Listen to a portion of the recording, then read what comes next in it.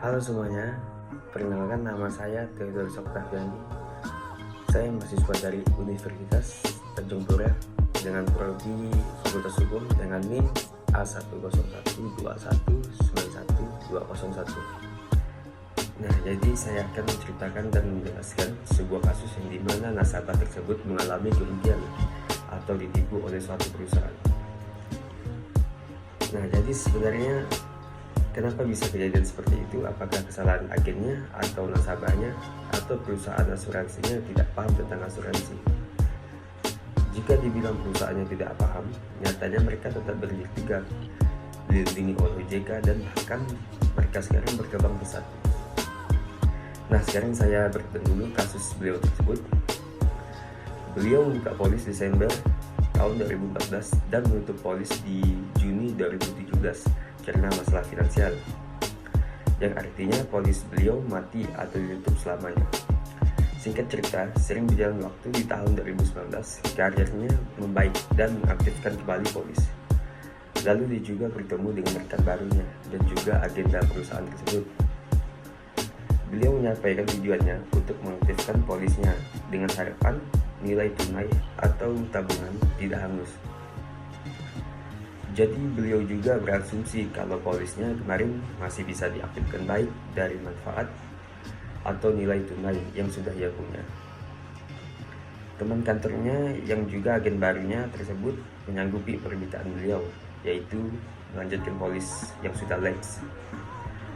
Padahal menurut ketentuan polis asuransi yang tercantum pada pasal 40 ayat 2 bahwa pemulihan polis diajukan dalam kurun waktu 24 bulan dari tanggal polis lapse, yang dimana polis beliau lapse pada Juni 2017 dan baru berupaya mengaktifkan kembali pada bulan September 2019.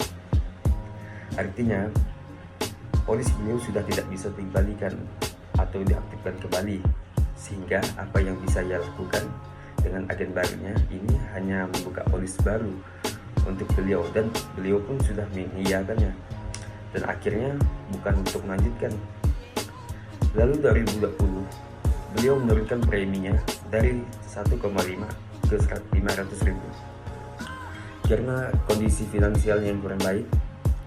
Kemudian di tahun 2022 karena merasa tidak membutuhkan lagi asuransi tersebut, beliau pun menutup polisnya dengan harapan tabungan atau nilai tunainya sejak 2014 setidaknya sudah berkembang. Namun nyatanya nilai tunai hanya ada 600.000. Pertanyaannya, kenapa hanya ada 600.000? Yang kedua, polis 2014 tidak terdaftar dan uang tersebutnya di mana? Dan jawabannya adalah nilai tunai hanya akan berkembang di tahun kelima polis. Kalaupun berkembang, penjelasan agen bahwa premi akan kembali itu salah total.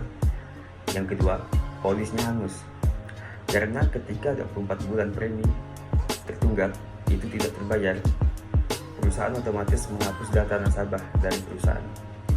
Jadi uang yang disetorkan atau dibayar ini masuk ke dalam dana suspend.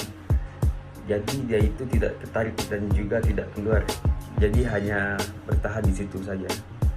Baik, terima kasih sudah menonton video ini. Lebih kurangnya mohon dimaafkan. Dan sekali lagi terima kasih.